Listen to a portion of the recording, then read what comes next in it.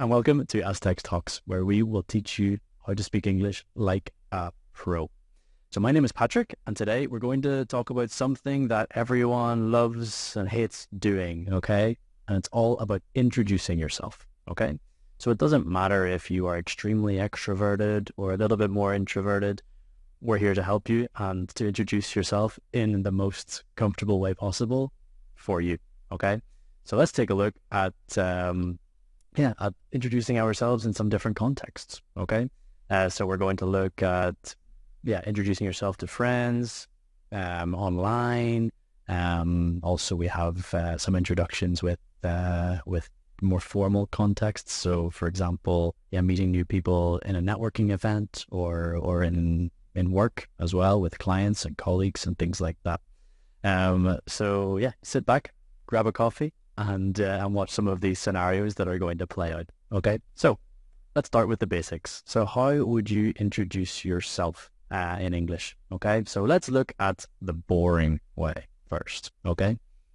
Hello, my name is Kevin Baylor, and I'm the grant writer for the Allentown Symphony Association.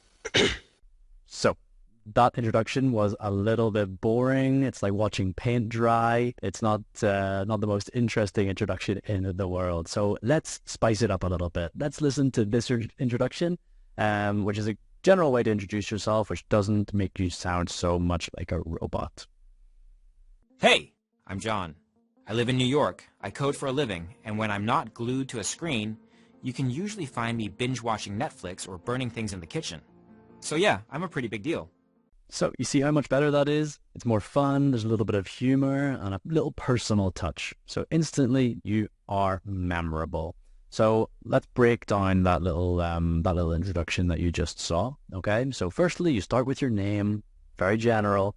Something like, hi, I'm Patrick, not too complicated. You've done the hardest part. You've got your name right. Okay, easier said than done.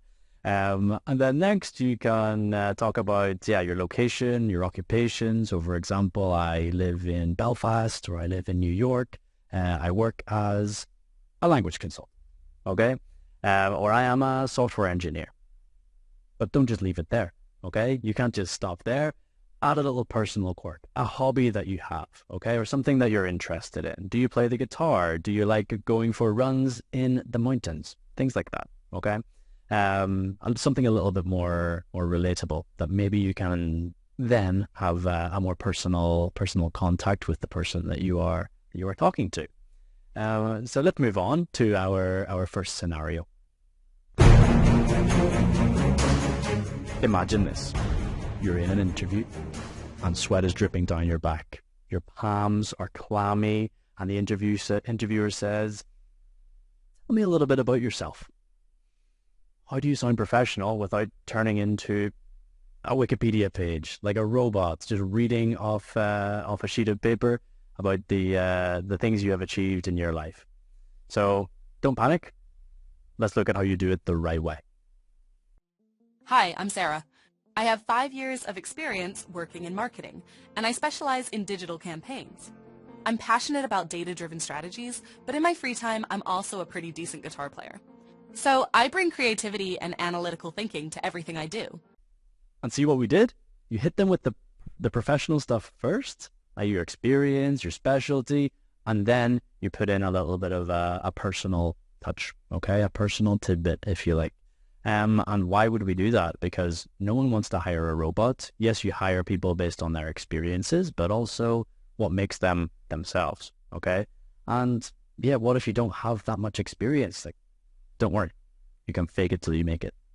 Actually, no, don't fake it till you make it, but just focus on what you do have, okay? And if that comes from your more personal life rather than your experiences in work, then so be it, no problem.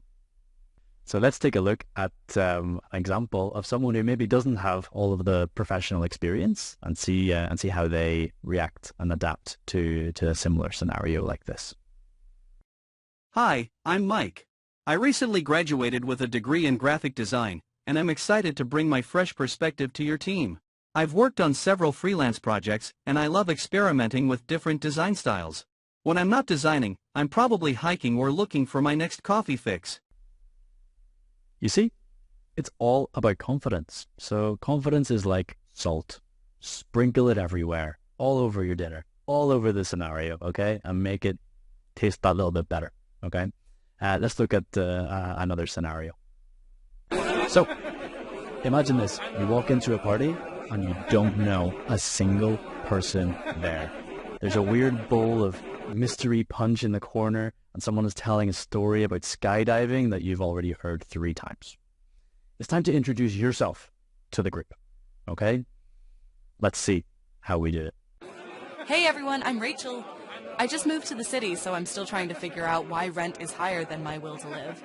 Anyway, I'm a big fan of live music and terrible puns, so I guess you'll be hearing a lot of both from me tonight. And look at that.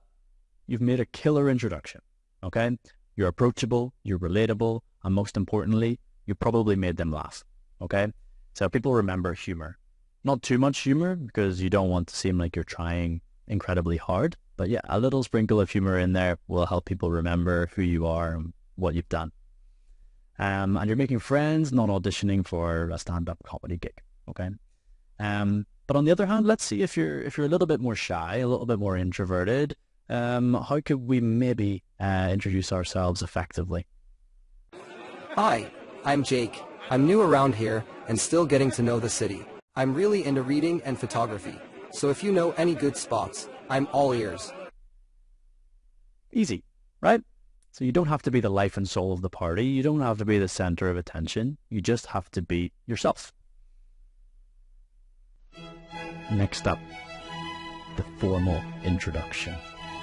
Imagine you're at a networking event, or even worse, you're at a wedding where you have to introduce yourself to your great Aunt Brenda and their wonderful sons that you've never met before, and you've never even heard of them. So don't worry, no pressure. Here's a way to handle this with style. Good evening, my name is Daniel. I work as a financial analyst for a company downtown. I'm here with my girlfriend, Sarah, and we're excited to celebrate with the happy couple. It's a pleasure to meet you all. So this introduction is simple, short, straightforward, but throw some context in there to explain who you are and why you're there, okay? Especially in networking events, people want to know a little bit about your experience and why you are at such a place. If you were at a wedding, for example, how do you know the people getting married, or are you part of the family? Are you friends? Did you work together at some stage? That kind of information is incredibly important for people to pick up to put together the pieces of the puzzle. And what about online introductions? So we have to go there because it happens more and more as we are more and more online. So we're living in the age of Instagram, LinkedIn summaries, and you need to use these to stand out. For example, for influencers to gain followers, or on LinkedIn, for example, for employers or prospective employers to see your profile. You want your profile to stand out. So how do you introduce yourself online without looking like you're trying too hard or you're a pushy influencer? Let's take a look.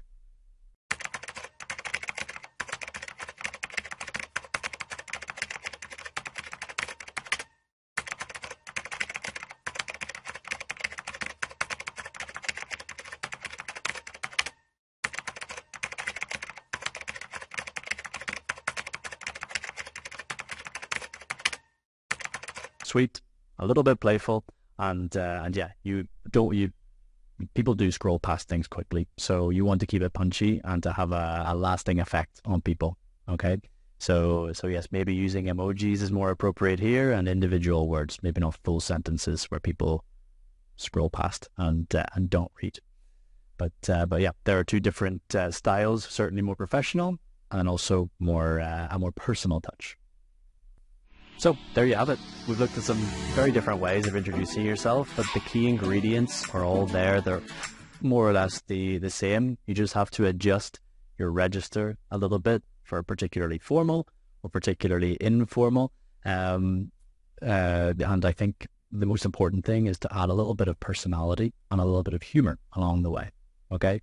So yes, keep those in mind, and yeah, the next time you introduce yourself, you'll be able to do it with confidence and just and yeah, sprinkle a little bit of personality in there. And yeah, we look forward to hearing how your introductions go in the future. And that's it for today, guys. So thank you so much for listening. If you've enjoyed the show, make sure you subscribe to it, and keep an eye out for future episodes, and maybe go back and listen to previous ones again, just to, yeah, not just the content of the podcast, but also maybe some of the vocabulary that might be new, the structures that you haven't heard before, just to review, and maybe you can implement that into your English as well. So hopefully you enjoyed it. I've been Patrick, and yeah, maybe you could introduce yourselves to me the next time you see me around the office or in the street. And yeah, I'll catch you next time. Hopefully you enjoyed it. Goodbye.